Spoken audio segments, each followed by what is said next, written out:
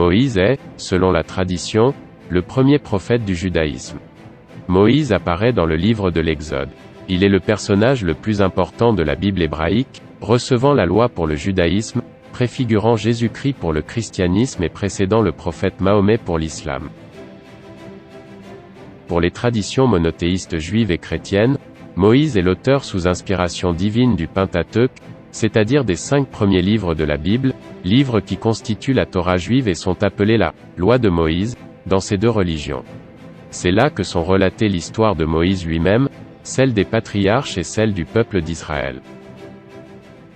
Moïse y apparaît comme le prophète et le guide qui conduit le peuple hébreu hors d'Égypte, où il vivait dans la servitude, après que les 10 plaies infligées à l'Égypte ont permis sa libération. Fils d'Amram, Moïse est le premier personnage à être nommé « homme de Dieu » dans la Bible. Selon ces traditions, Moïse écrit également, sous la dictée de Dieu, le Décalogue et tout un ensemble de lois religieuses, sociales et alimentaires. En plus de cette idée d'une rédaction mosaïque sous la dictée de Dieu connue comme la Torah écrite, les rabbins attribuent également à Moïse la Torah orale, que constituent les commentaires de la loi codifiée dans la Mishnah. En islam, Moïse, sous le nom de Moussa, est le prophète le plus présent dans le Coran, cité à 136 reprises. Il fait partie des grands prophètes, considéré comme l'un des messagers envoyés par Allah et il annonce le prophète Mahomet. Les récits mosaïques du Coran font référence au Pentateuque et à l'Haggadah mais proposent aussi des épisodes originaux, insistant sur le parallélisme entre Mahomet et Moïse. La place précise de Moïse dans la chronologie universelle tout comme son historicité demeure néanmoins inaccessible pour la recherche contemporaine. La tradition de la rédaction mosaïque de la Torah a été remise en question à partir du XVIIe siècle, entre autres par Spinoza, puis au XVIIIe siècle par Jean Astruc, qui ne réfute pas pour autant l'historicité de Moïse. C'est par la suite que se développe l'école de la critique biblique, étudiant la Bible comme un objet scientifique. L'onomastique propose plusieurs pistes concernant l'étymologie du nom de Moïse. Ce nom apparaît dans le livre de l'Exode. Le récit ne fait d'abord mention que de « l'enfant », sa mère ne lui donnant curieusement pas de nom à la naissance. Il faut attendre le final de l'épisode, en Exode, pour que le rédacteur biblique propose un nom qui, suivant une étymologie populaire hébraïque, grammaticalement fausse, signifierait « tirer des eaux ».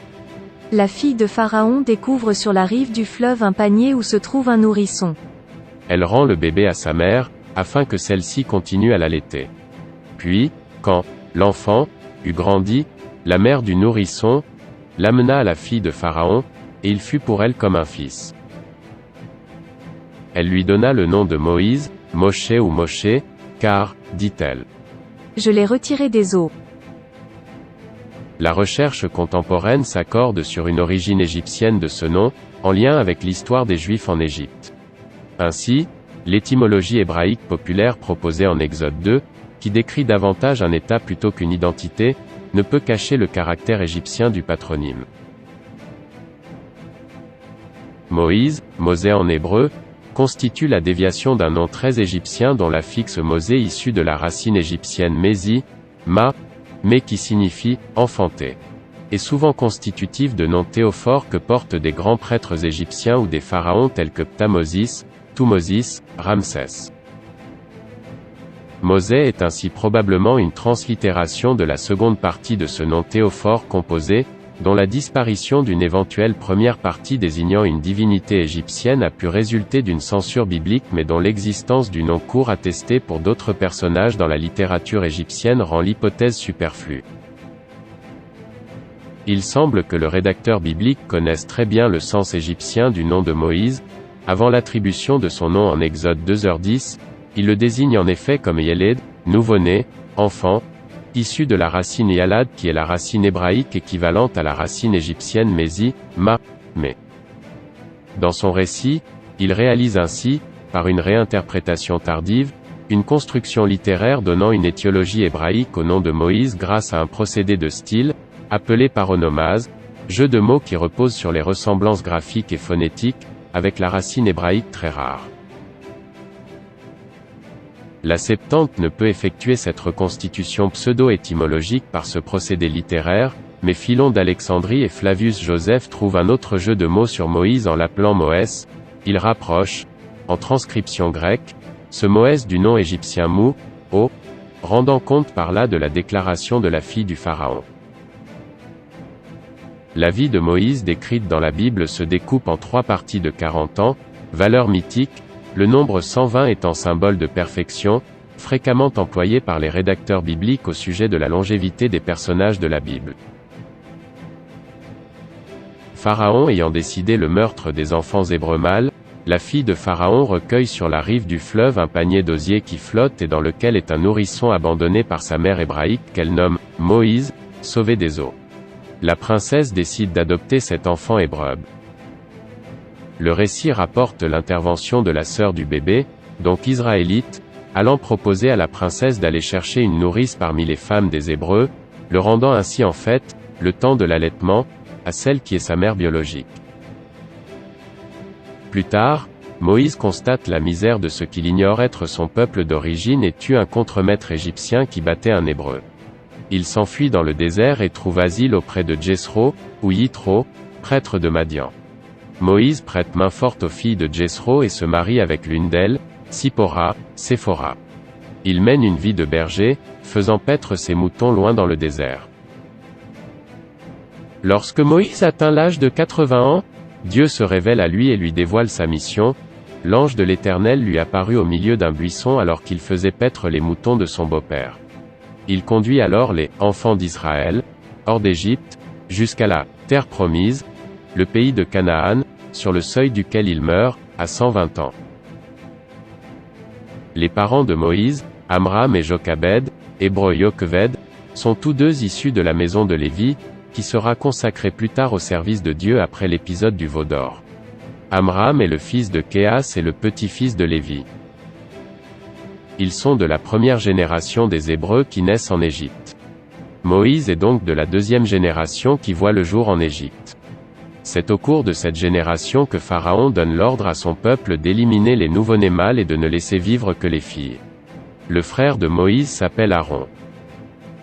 Après sa naissance, sa mère Yocheved cache l'enfant durant 3 mois puis l'abandonne dans une corbeille sur le Nil, près de la rive. La fille du Pharaon, Bithia, hébreu Bathia, dans le Midrash, qui se baignait avec des suivantes, trouve l'enfant et décide de l'adopter, inspirée dans ce geste par l'ange Gabriel, selon le Midrash, bien qu'ayant immédiatement deviné que l'enfant était hébreu. Elle demande alors à une jeune fille qui observe la scène de lui trouver une nourrice parmi les Hébreux pour l'élever. Cette jeune fille, Myriam, qui est la sœur aînée de Moïse, lui présente sa mère pour être nourrice de l'enfant. Un célèbre Midrash raconte qu'un jour Moïse, jouant sur les genoux du Pharaon, lui dérobe sa couronne. Y voyant un mauvais présage, les mages du monarque suggèrent à celui-ci la mise à mort immédiate de l'enfant. Cependant, Jethro, prêtre de Madian, propose de mettre à l'épreuve ce qui n'était peut-être que jeu d'enfant, et fait placer Moïse devant un plateau de diamants et de braises ardentes. Moïse se précipite vers le plateau de diamants, mais trébuche, à la suite de l'intervention de Gabriel, vers les braises ardentes. Dans sa frayeur, il porte ses doigts à la bouche et se brûle la langue et les lèvres. C'est de là que vient le bégaiement de Moïse. Quant à sa bouche, un pansement y est mis. Quand celui-ci est retiré, il perd un morceau important de sa lèvre. Moïse est désormais lourd de bouche et lourd de langue, ce qui incitera Yahvé à associer son frère Aaron comme porte-parole de Dieu. Devenu adulte, Moïse se rend compte des difficiles conditions de vie de ses frères de sang. Voyant un Égyptien frapper un Hébreu, il voit qu'il est seul, tue l'Égyptien et l'enterre dans le sable. Les jours suivants, constatant que l'affaire s'était ébruitée, il s'enfuit d'Égypte vers le pays de Madian. Parvenu à un puits, il défend des bergères de Madian contre d'autres bergers.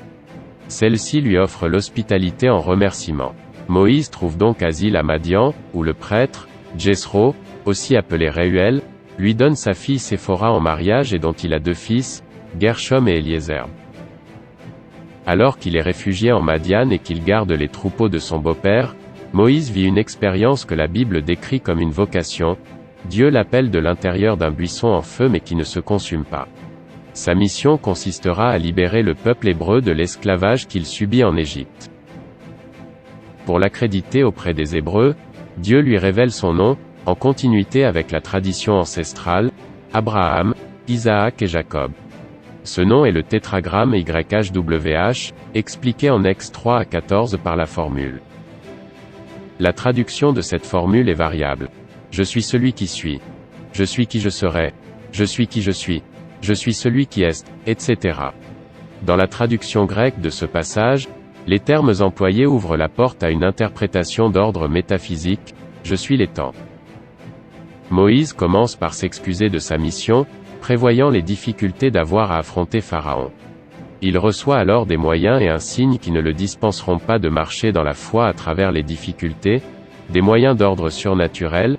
L'Égypte subira 10 fléaux envoyés par Dieu, mais aussi d'ordre naturel, comme l'aide de son frère Aaron, un signe futur consistant dans l'annonce de son retour sur ce même lieu avec le peuple. Après cet événement, Moïse abandonne sa situation de berger et retourne en Égypte. Moïse et son frère Aaron tentent de persuader Pharaon de laisser les Hébreux quitter l'Égypte en le menaçant de terribles fléaux qui chaque fois se réalisent. Pharaon leur oppose ses magiciens, appelés Janès et Jambres dans la tradition postérieure, et ne cède qu'après la 10e plaie. Exode, chapitres 7 à 12. Les eaux du Nil deviennent sang. Les grenouilles envahissent l'Égypte. Les mouches et les moustiques attaquent la population. Les vermines apparaissent. Une épidémie de peste attaque le bétail. Les habitants attrapent des furoncles, lèpre. La grêle détruit les récoltes. Les sauterelles dévorent la végétation. Les ténèbres règnent pendant 3 jours. Les premiers-nés, hommes et animaux, égyptiens meurent durant la nuit. Après sa sortie d'Égypte, Dieu fait traverser au peuple juif la mer des Joncs, à pied sec, qui se referme ensuite sur l'armée égyptienne tentant de les rattraper, et les engloutit. Moïse conduit ensuite son peuple au pied du mont Sinaï, où il monte recevoir le décalogue, les tables de la loi. Lorsqu'il descend du mont Sinaï, il voit les Hébreux, sous la conduite de son frère Aaron, adorer un veau d'or. L'adoration d'une idole était interdite par le 3e commandement. Moïse est pris d'une colère si grande qu'il fracasse les tables de la loi sur un rocher puis ordonne le massacre de 3000 adorateurs du veau d'or. Il doit alors retourner au sommet du mont Sinaï afin de recevoir de nouvelles tables. Au fil des miracles, Dieu affermit l'autorité de Moïse sur le peuple, prouvant ainsi qu'il est bien son envoyé.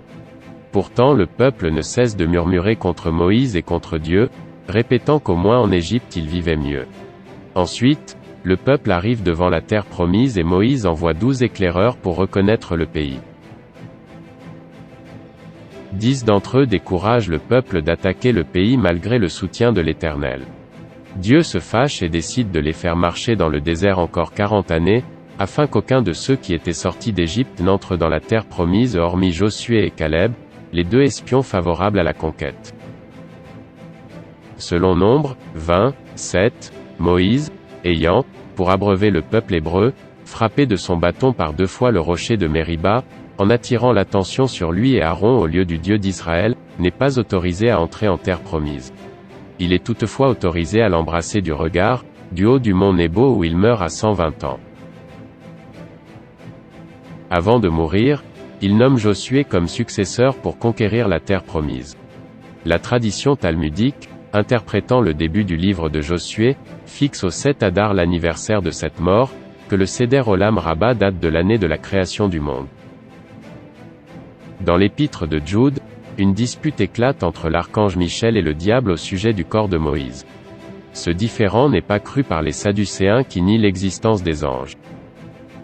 Moïse est le personnage le plus attesté et le plus cité dans l'ensemble des textes bibliques, apparaissant à 765 reprises dans la Bible hébraïque, dont 290 fois dans le seul livre de l'Exode, et à 79 reprises dans le Nouveau Testament.